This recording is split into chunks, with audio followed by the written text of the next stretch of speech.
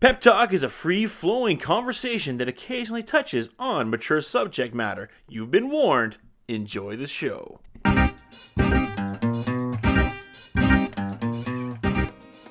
What it is, what it do. Welcome to the One Fall Podcast with the ultimate babyface. He's having 3 diva matches on the card. It's Joel Johnson. Hey, Josh. And your host, he's got a midget in a gator costume, Joshua Adam William Arbuthnot. I'm glad. Little person. I'm glad I was watching Big Bang Theory at that point.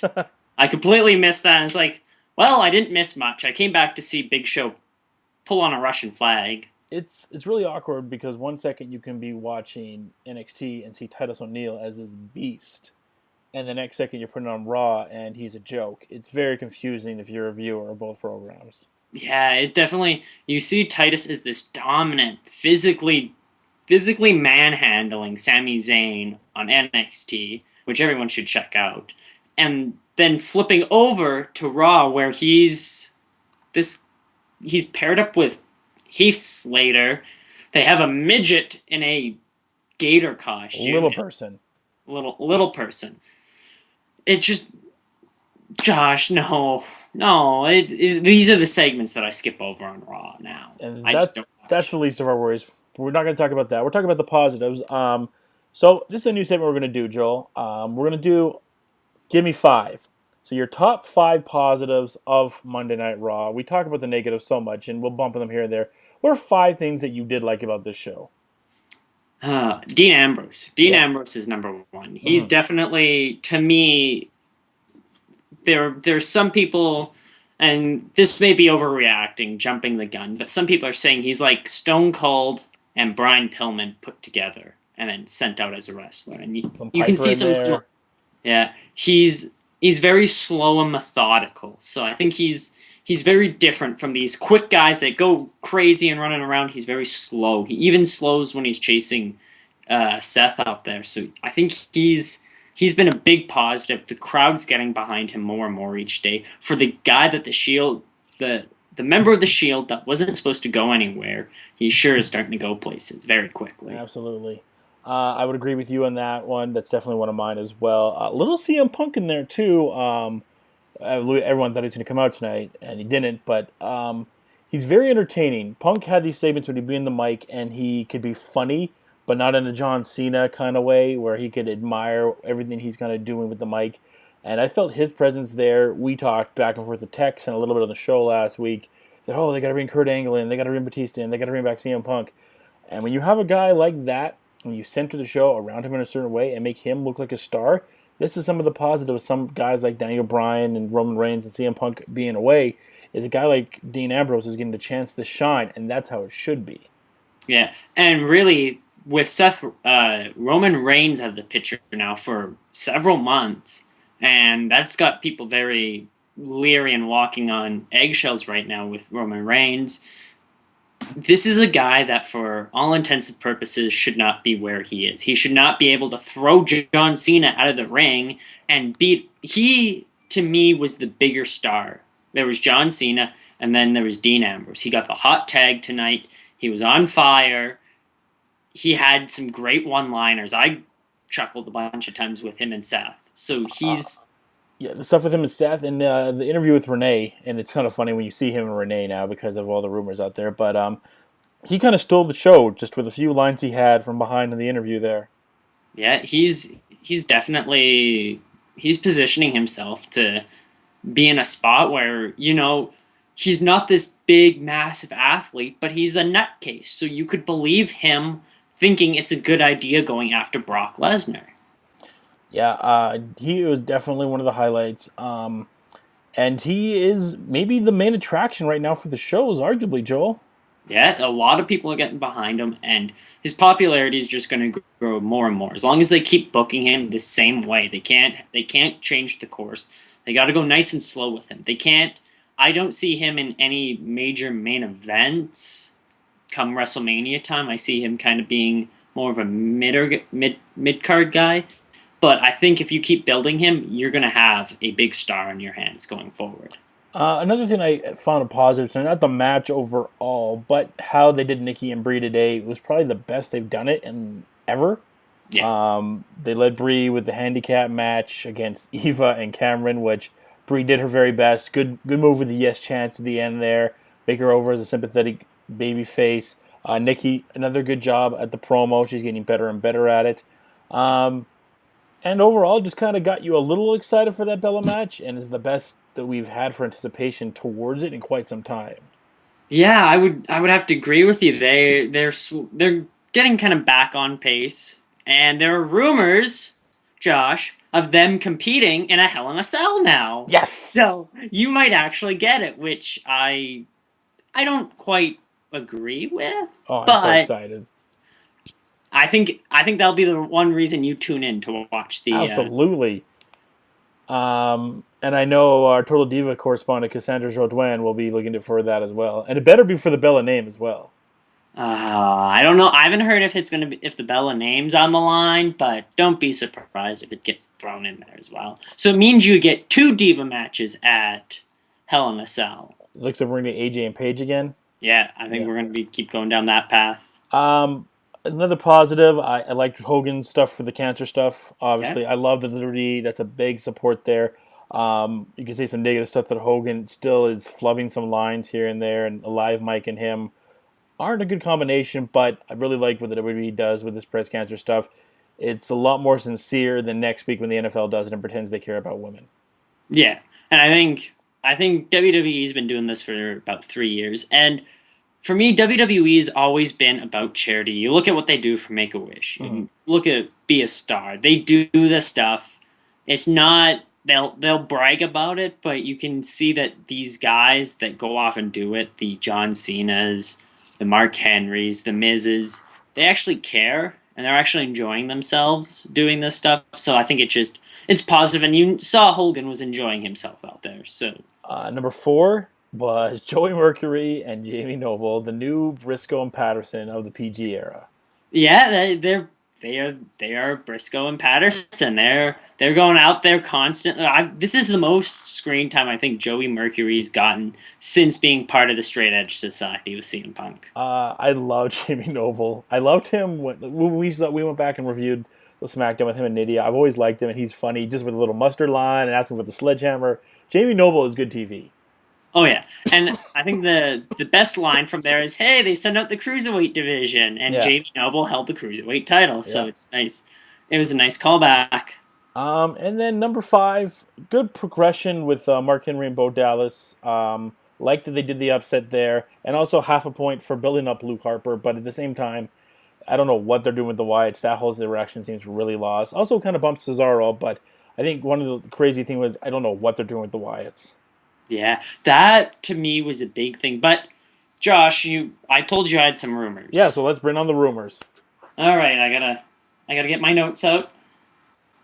But right now, I want to start off with the biggest rumor that I've heard. Okay. We'll pause on Bray Wyatt right now, but we're going to go down to Texas for a charity marathon that The Undertaker was at.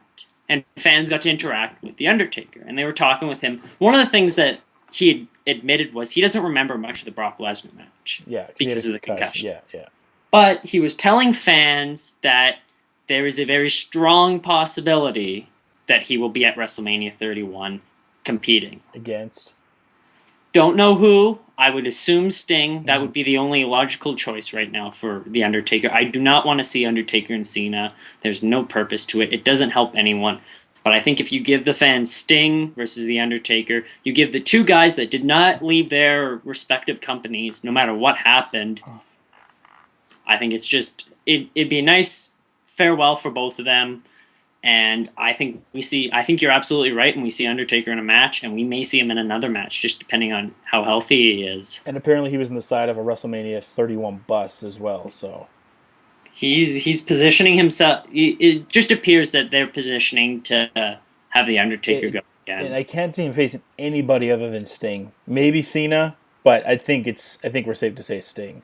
Yeah, I think Sting would be I don't know how great the match would be, But just seeing those two stand across from each other, and the thing that would excite me the most as being a TV camera person is that video promo that they'd have before, because the video promo they'd have for these two would just be phenomenal. So Absolutely. What's on next on the docket? the next thing is we'll go with Bray Wyatt. There are rumors that Bray Wyatt and the Wyatt family will be going after Mark Henry. So that's currently the rumor, that they're going to have a feud where they go after each other. But Bray Wyatt had a very interesting tweet, a very kind of cryptic tweet, and it said, "It exists in all of us. We are the ants. Destroy the scorpion. Be heard." And a lot of people were going, "The scorpion? What do you think of when you hear the scorpion?" Mortal Kombat. We were just talking about him. But Randy Orton, maybe? We were just talking about him facing a legend at WrestleMania. Oh, Sting. Yeah, they because had the scorpion on his trunks. What was his? He had the sharpshooter, but it was called this. Oh my gosh. See, Scorpion Deathlock. Yeah, so they were talking that may link him to Sting, and if So Survivor Series then? maybe we see more of Sting. I think Sting wants to really step in the ring and have a So few. do you like the idea of Sting wrestling before WrestleMania, or do you like that visual of Undertaker coming out and then Sting coming out, and that's the first time we see Sting on TV? It's kind of hard to say. I didn't mind having. I don't know. That's a good question. Would it kill Sting's momentum at WrestleMania, or would seeing him wrestle a match showing off that he can still wrestle and compete against Bray Wyatt, who is still, even though WWE's cooled off on him, I still think he's an interesting character, and I think fans still are interested in him. Both kind of supernatural kind of guys. I kind of get that. My only kind of holdback of it is they had that preview for the DVD today, calling him the franchise, the guy that never left. And don't we kind of want Sting's first match to be a WrestleMania to make it feel that much more special? Yeah, and I think you're right on that, but He's not getting any younger though, too, right? So you got to use up as many matches in him as you can get. Yeah. It may be you maybe wait till after WrestleMania and have him go against Bray Wyatt and have him lose to Bray Wyatt, and I think that would be huge for Bray Wyatt if you had him. Best scenario for that I could think of, Joel, would be the game's coming out in about a month or so. Sting comes out talking about the game, and that's when Bray attacks him. Yeah. And, I think Bray's cooled off, but I think, those videos were interesting that I was watching. That whole Luke Harper thing, I was like, what's going on? What am I seeing? Where's this going? It was definitely, they're building towards something with the Wyatt family. Mm-hmm. And after Raw went off the air, the Wyatts came out and attacked Cena after the show was done for the whole after crowd, beat up the Wyatt family and send the crowd home happy. But yeah, there's a possibility of Sting going after Mark Henry. I mean, Wyatt's going after Mark Henry. Wyatt's going after Mark Henry. Sting's not. So the Bo Dallas thing is just kind of just fun. A filler. A filler. Bo Dallas is just a filler wrestler right now. They'll plug him in when they need to have him come out and say people need to Bo leave. Quick question: do you think he ever wins a title? Bo Dallas? Yes. No, I don't think. Do you think he's in the roster in 2 years? No. Wow. I think he's boring. I agree. I don't care what anyone's. He's annoying. It's the problem with some of these NXT guys. The gimmick can work so well down in NXT when you have a gimmick, but it only transfers so much when you get to the ring. And then you look at a guy, and that's why I think a guy like Sami Zayn and Devitt and Kenta and all them will survive, because they have vibrant personalities. They don't have a strong gimmick, and they have good personalities. They're also very good in the ring, and that's why I think they will succeed as opposed to a Bo and to an Adam Rose, whose time is getting really cut short. Next rumor. And perfect segue for NXT. This involves the NXT wrestlers, and everyone's now talking about who we see up on the main card first. Breeze. You'd think it would be a Breeze or Sami Zayn or a Adrian Neville. No. The current talk is Charlotte? They're talking that Kenta and Prince Devitt are both, they feel they are ready enough. They are. To come up to the main roster, and they may leapfrog a bunch of guys, and they may be brought up sooner rather than later. I don't know how I feel about this because I feel that Sami Zayn and Adrian Neville have put in the time. And I Yeah, feel they deserve to be brought up first. But you can't argue with. And I sent you a link to that video of Devitt's debut. It was. very They cool. looked awesome Very in that. cool. Do you bring up the Ascension with them?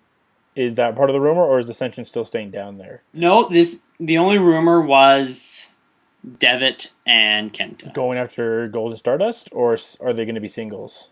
It was just said that they would be the first ones brought up. Right. Storyline wise, we don't know where they'd go, and I don't know where you'd put them. But they're saying with the injuries to Daniel Bryan and Roman Reigns, you need to start bringing up guys. And I found it interesting that you would leapfrog a Sami Zayn who is in your WWE video game along with Adrian Neville. I Yeah. thought they were positioning more and more for them to come up, and Sami Zayn's name's been heard too. Cena's mentioned in a promo. Maybe they're saving him for after WrestleMania. yeah, they feel that they need to give him, the proper build. And I think him and Adrian Neville will have some great matches in NXT. And I think when Kevin Steen is debuted, I think him and Sami Zayn can have some good matches as well. So I think they're looking at it as we can bring up Kenta, we can bring up Prince Devitt, and we can let them go, and then we can slowly build up to Sami Zayn coming in. I agree. What's next? What's next? Is right now there are talks CM Punk. There's always a CM Punk room. Is this before the Stephanie thing or after? This is Stephanie McMahon. Yeah. This is before. This is when Stephanie McMahon was asked a question about CM Punk in an interview. And Stephanie McMahon basically said, CM Punk was a great character for us. He was great. And never say never in this business. I will never say never. So even Stephanie McMahon's not ruling out a CM Punk return eventually down the road, and I think it's a real possibility that bridges can be mended, and we will see. Any backstage news following up for that story, or just the comment that Steph made? Nothing. It's always interesting. They have what people will say about CM Punk, like Stephanie McMahon, but after that, there's been nothing from the locker room. There's basically some of the guys. Basically, the vibe I've gotten and heard is the guys have moved on, and they're just kind of focusing on themselves. Dolph had some rumors about it a while ago, didn't he? Yeah, the Dolph had talked about it. There's some people that have mentioned him, but it's very sparingly. Do you think if you're a guy in the locker room, would you welcome him back, or would you be a little bit? I don't know what the right word I'm trying to figure out, but kind of just back against the wall, kind of a little angry at him, a little hesitant. For me, if he came in and he was going to get more eyes on the product and I could go out there and make myself look even more amazing and more people are going to see how awesome I am, I'd be okay with CM Punk. I'd be like, yeah, sure, you go do your thing, just do not let it interfere with what I'm doing. And I think that should be the mindset a lot of the guys have is CM Punk comes in, great, we've got a bunch of eyes on us now, let's go show them why they should be excited for us more than this returning. I can agree with that, man. All right, what's next? What is next? I think that was it for what I've been hearing.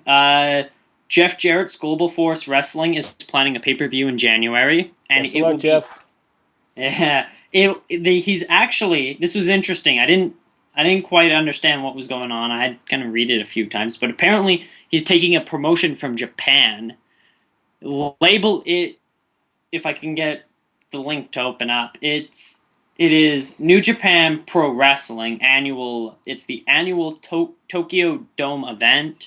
Will not be called New Japan Pro Wrestling. Apparently, the label in the U.S. when it becomes a pay-per-view in the U.S., it will have the GFW name attached to it. That's pretty big because I heard some rumors that New Japan was trying to get American pay-per-views out here.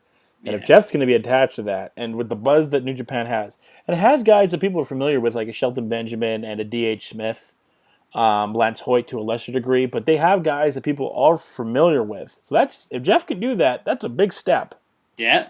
And you know what? Start of the new year, maybe maybe somehow, some way, Jeff Jarrett's promotion becomes competition to WWE, and I would be okay with that because I'd be fine with it, man. we need I'd competition. welcome it. Yeah, and that's it for everything that I've been kind of hearing over the last little bit. It's been kind of quiet, subdued for the most part. So All right, well, Joel, I've been teasing you all week, and I had this yeah, giant pitch in my mind about how to fix the state of the WWE. And you know what? I will admit, Raw was flowed pretty good today. It wasn't a bad show, but it wasn't super awesome at the same time. But nonetheless, it was good. So this is my plan, and I've been detailing this and thinking about this over the week. So the one thing everyone's been talking about is a brand split, and I think that's where you start. You start with the draft. But when do you have this draft? That's the question about when do you have this draft. I think you have it the night after WrestleMania. Everything gets restarted. It's the start of a new year. You have the draft. Then, around sometime in summertime, you have the NXT draft, where about June or something, kind of make it around the same time as the NBA and the NHL drafts, NFL drafts in the summer now too. And you pick, everyone kind of has, like, Raw and SmackDown have 10 picks each. And you flip a coin or do whatever to get it. And they don't necessarily have to come right up to the roster, but let's say SmackDown gets the first pick, and with the first pick, we draft Sami Zayn. That means that SmackDown now has the rights to Sami Zayn. So whenever you watch him down there, like, oh, one day he's going to come to SmackDown, and they have the rights to him. So that's kind of a little cool twist for NXT. As for the brand split, I think that really needs to happen just because the best thing about the brand split was we got a lot of guys had an opportunity to shine more.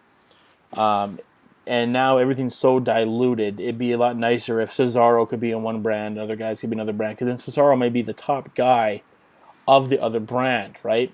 yeah, I think you split the belts up. And the other thing is now, too, with the network, one of their biggest problems has been selling pay-per-views. The brand pay-per-views before weren't the greatest idea for WWE when they were charging $50.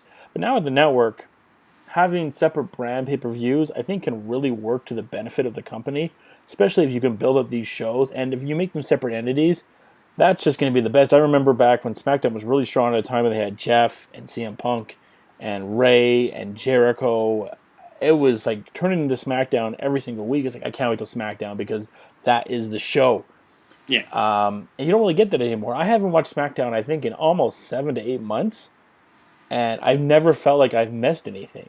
Like, I've never, ever felt like I've missed anything because I'm like, if anything's super important, they'll just show me again on Raw. yeah, So why would I care? If anything really happens on main event, they'll show me on Raw, which they did today. But with Raw, you feel like that's important viewing to have. So why not split both these up? yeah. So that's kind of where I'm going on this right now. I think separating both of these is the best idea. Now, the GMs is the tricky thing. That's the one I'm not sure where you go with it. And I almost like an idea of, much like when we had Evolution all running Raw, if the Authority could all somehow stay on to Raw, but at the same time, then Dean's got to kind of stay with Seth and everything like that. So I'm not exactly sure how that would all work out, but I just like to see a separation and everyone get a better chance to flourish. And then some of these rookies would have a lot better chance to flourish in the WWE. Yeah, I wouldn't argue with you there. I think a brand split would be the best thing, especially considering you could create even more competition from within. You think NXT is already competition? Well, not competition, but it is starting to gain more. People want to watch it now. People want to see what's going on. And if you have SmackDown split up, then you have this Raw versus SmackDown mindset, which I always thought could have been really cool to play out, where it's basically trying to one-up each other. You have writers for just Raw, writers for just SmackDown, and you create competition. You go, okay, we're doing this, we'll do this for a year, and we'll see where we are. We'll see which brand has the most views, which brand, and basically that's how you kind of figure out who has the next pick the next year, the first overall. Who's hurting the most? Yeah, and also, Joel, with this, you can have separate shows in the network for Raw certain shows and SmackDown certain shows. Yeah, and that just utilizes the network even more going forward. And I just think a brand split would be great. Will we get it? No. No. We're gonna have one WWE World Heavyweight Champion, and it's just gonna be everyone's gonna be scratching and clawing to get to a spot in the main event.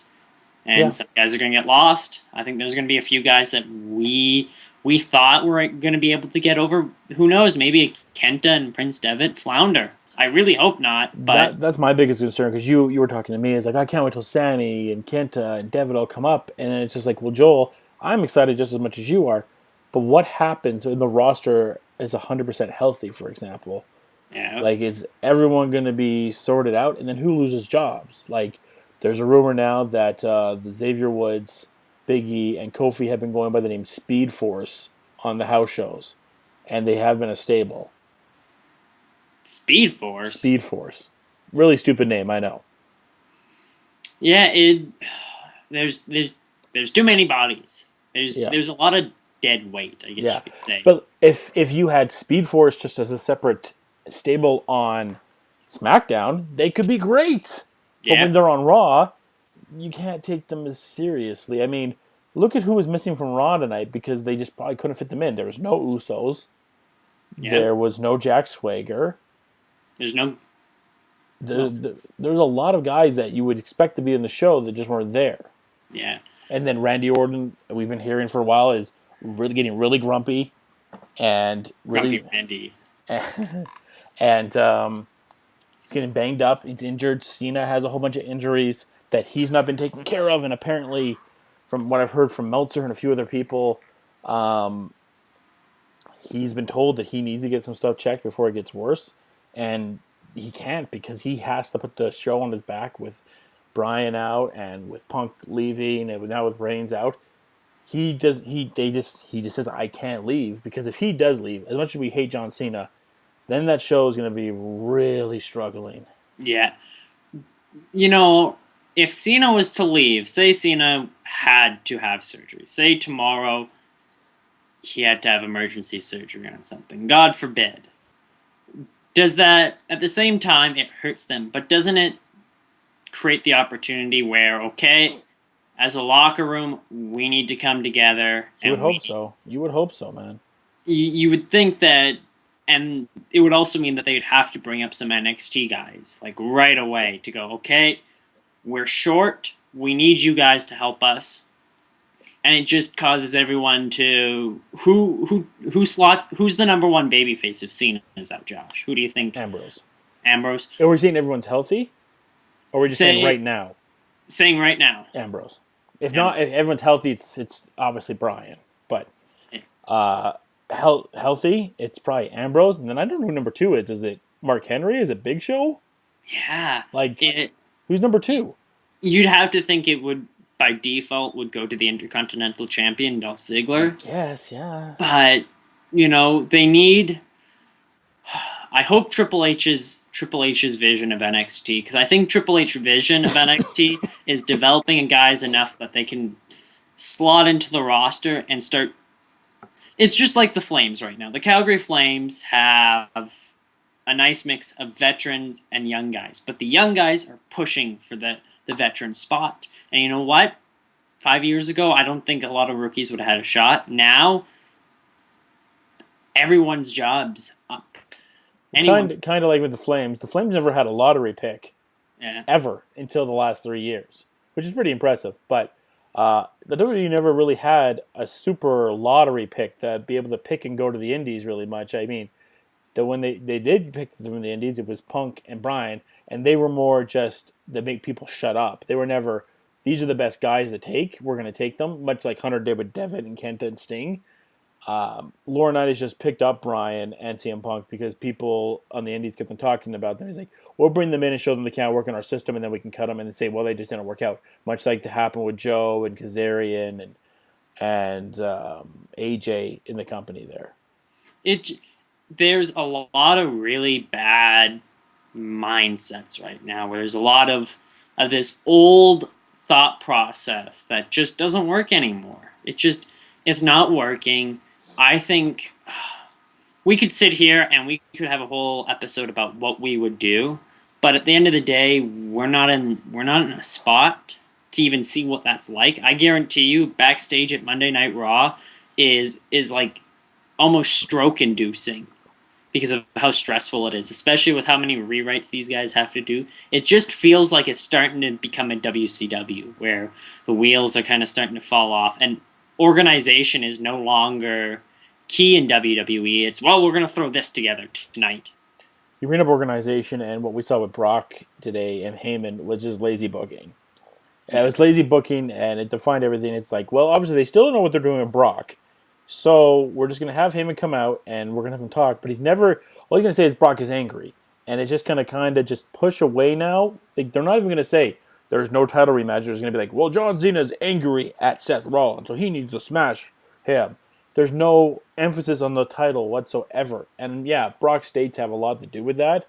But I'd like a better reason why no one's going for the title at Hell in a Cell. Because as someone that pays for the network, I'd like to see the WWE title defended. Yeah. And it's more than likely not going to happen now. No.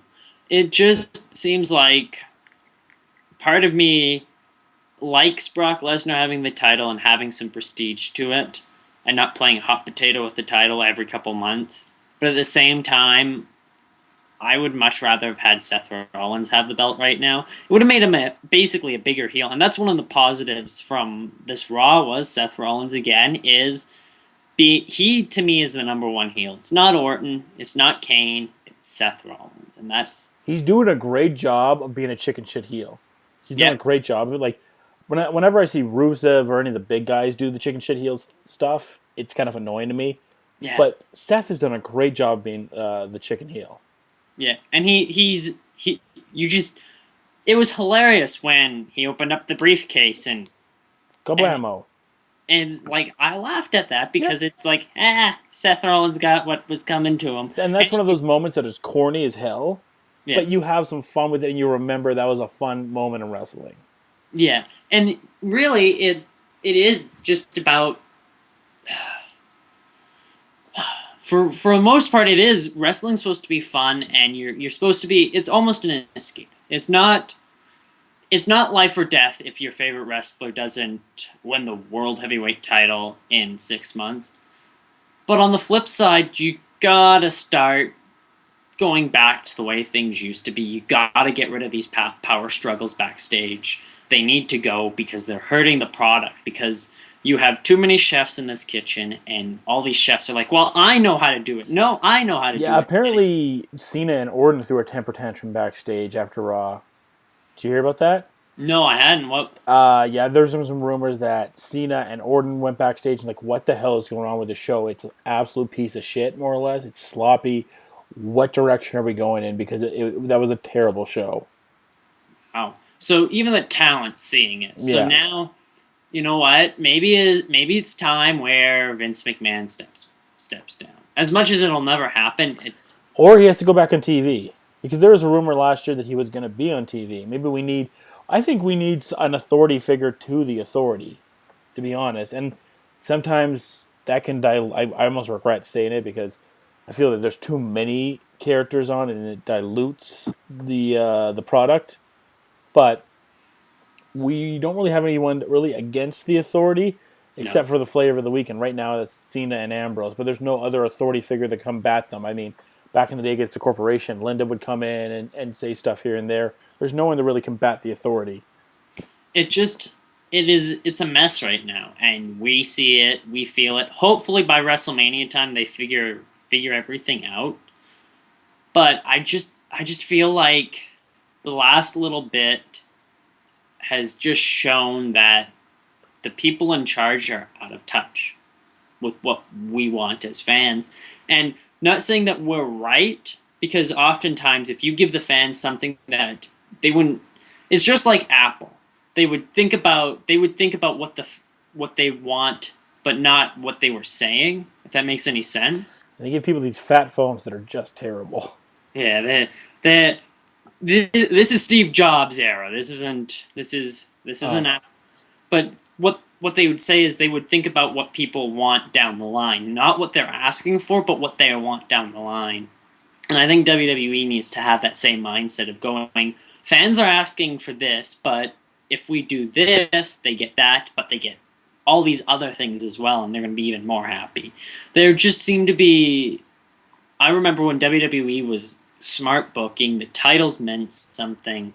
They took their time with feuds. There weren't these 1 month feuds and then, oh, we're done now. We're going on to the next thing without much explanation.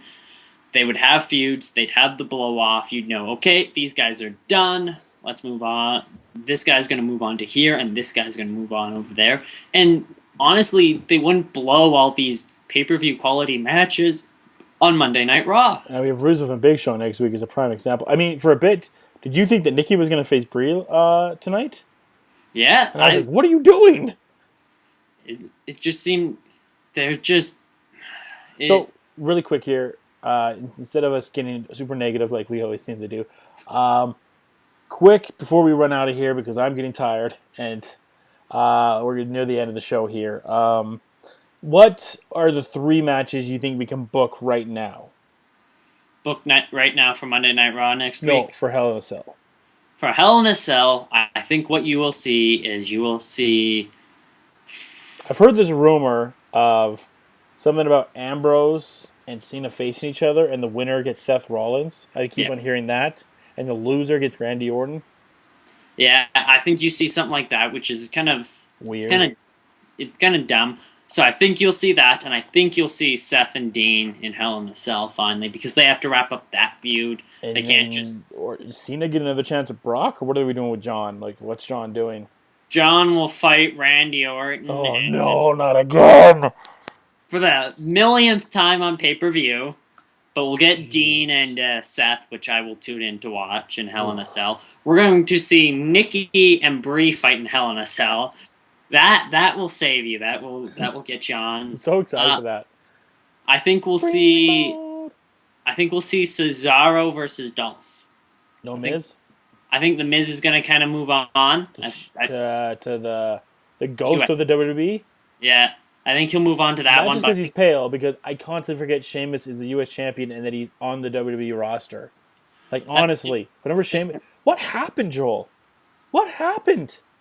I guess being Triple H's friend doesn't always have perks to it. Jeez, you want to talk about free-falling? This guy was at the top of the card for the longest time. Was one of the main staples, and now I have nothing to think about Sheamus. He needs to be a heel again. Yes. That's what he needs. He needs to be a villain. He needs to be a brute villain that kicks little kids' heads off. I feel like I haven't seen him, and this is why, because most of the time I've got to watch football on Mondays and do this for both podcasts, so most of the time I'm just skipping through some of the matches that we have. I feel like I haven't seen Sheamus in 3 months.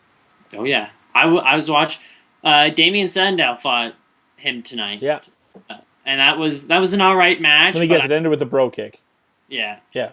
I think what we'll see is I think we see the Miz move on, and I think we see Dolph fight Cesaro. I think that'd be a good little feud. I wish we'd get Dolph versus Bray. I think that would have been a good spot for Bray, but... It seems like Cesaro is the flavor of the month again now. He seemed to be on Cesaro again, so that's good, I guess. Yeah, and I think if you give... Positive with Cesaro is he's not going to complain. He's going to go out there, and he's going to prove why he should be higher up on the card. And Dolph can steal the show. Oh, yeah, easily. And, there could be a coin toss between Seth and Dean and Dolph and Cesaro on who steals the show. Because it certainly won't be Randy and Cena. Or the Bellas. No. You will like that match. I will probably... I think it'll shock some people how good it can be. And this has to be the end of AJ Page. Like, this is the line. Like, it's been a great feud. More or less. There's been some interesting turns and stuff. But this needs to be the end of AJ and Paige. But they added Alicia Fox now with her. Do you think we were in Charlotte after this? I don't know. I wish they did more with Natalya. I think Natalya. But with the Cree that you said last week, with the no woman touching the title, I don't know. Yeah, and that means that that means you just limited your roster to basically have to bring up Charlotte. It's pretty much Layla, Paige, AJ, and Alicia Fox. Are those the only divas that are on? Yeah. Yeah, but the only four that I can think that aren't on the show. Paige was on this week for a little bit. Yeah, but I don't think that'll affect anything. But I'd be okay if Layla had the title. Poor Rosa cannot win a match still. I was really hoping she'd get it tonight. Get her first victory ever. Hey, if you have Natalia in your corner, hey, Tyson Kidd got TV. That's a positive. Fact. And he was busy on his phone, but Fact. Tyson Kidd was on TV. Fact. Do we see more with Tyson Kidd on TV now moving forward? False. Do you see him getting involved with a feud with his wife about over an exercise piece of equipment? Fact. Josh is broken now. Raw has managed to break Josh. I love Total Divas. Now we're gonna get his fact and. I love Total Divas, but I don't like when they bring in the feuds onto Raw. I just lost you there, Josh. Yeah, I had you with like the little pause there, which I'm sure people love on YouTube. You just I said you broke, and then you actually broke for a few minutes. A little bit. All right, well, let's wrap this up here, Joel. Good night for Raw. No CM Punk, and a little sad, but both of us kind of knew that it was never going to happen. So, maybe bring another show on this week around Thursday, just because this is kind of just the Raw after cap and see how the week goes. Maybe midweek, if anything big breaks, we will be back. We'll be back this week with a recap of the second episode of Gotham. Yeah, I'm DVRing it and I'll be watching it. I don't know if this is 100% true or not, but I'd read somewhere that we're going to get another set of NXT tapings on October 7th. So we're going to find out more about Devitt, and we're also more than likely going to see the debut of a Montreal Canadiens hockey player, aka Kevin Steen. So before we go out, we know Devitt's name now. What is it again? Finn Balor. Finn Balor, which is actually all these really cool Wales like fighters and stuff like that. I think I'll get used to it. We've kind of been going back and forth saying Steen's from Montreal, and they're going to use some Canadian player last name. I've came up with a name. Rocket LaFlare. Rocket LaFlare. Oh, I hope not. LaFlare would be all right. I think there's going to be maybe a Roy, like Patrick Waugh. Yeah, maybe we'll see a Waugh. Kevin Raw. Waugh. Yeah, Raw, sure, why not? Raw. At this point in time, I don't care about the name. Desjardins? You know what? He could be called Koivu. He could be called Kevin Koivu. And I'd be like, it's Kevin Steen out there. That's what I'm going to call you for now until the name... Tremblay. I think he'll be able to get over whatever. Or does he get like a famous French-Canadian name and they give him the Sean last name? Ooh. That would be kind of cool. I think, with everything that's going on with the CRTC and WWE Network, we have a whole bunch of Canadian wrestlers now. That's Canadian content, isn't that, Josh? I would hope so. I'm excited. And there's some rumors that Santino might be coming back. Another Canadian. Well, technically. Yeah. Do you think... so who's... only Canadian on the main roster right now is Natty, right? Yep. And then in NXT, there's Tyson, Tyler Breeze, Sami Zayn, Kevin Steen. Yeah. Yeah, there's always possibility more. And we got Renee, and then our friend from the Score, Ardo Ocal, got a job with the WWE. It's a really, really bad name. It's like Lawrence something. Yeah, it's really kind of bland. You have a unique name like Ardo Ocal, and you get rid of it. Yeah. Hey. Everyone has to be rebranded, Josh. Yeah, I guess so. Everyone has a price. If you had, I think there's an app on the internet you can go to here, where you can get your WWE name, and let's finish the show off on that. Oh no, no. Yeah, we got it right here. Pro Wrestling Name Generator. So let's put in Joel Johnson. Oh no. And let's see what we get, folks. Vanilla Genius. That seems like a Vince McMahon idea. You know what that app is, Josh? That's Vince McMahon sitting on an old computer typing them in. And what do I get? Crazy Poseidon. That was for Joshua. Does Josh give me anything different? Mighty Beast. So I'm the Vanilla Genius, and you're the Mighty Beast. And what are we going to get for Kevin Steen? Flaccid Apollo. Wow. Well, I don't think we can end it any better than that. Flaccid Apollo.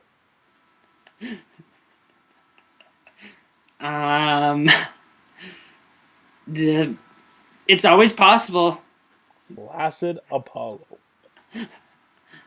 He's doomed. He's doomed. Yeah, that would be the name of a marked wrestler. That's the thing. If you don't want these indie guys to do well, give them stupid names. Flaccid Apollo. Like Dolph Ziggler. Hey, that's worked. Yeah, I guess. He did win the World Heavyweight Championship at one point. He did. Luckily, Barrett got to keep his name more or less. His name's actually Stu Barrett. He just had to make Wade in front of it. I like Wade. Wade kind of works. Yeah. All right. Well, Joel, any last comments? Just nothing. Don't call any wrestler Flaccid Apollo. All right. Well, until next time, cheers. No more Flaccid Apollo. Enjoy the day, people. This has been a Pep Talk production.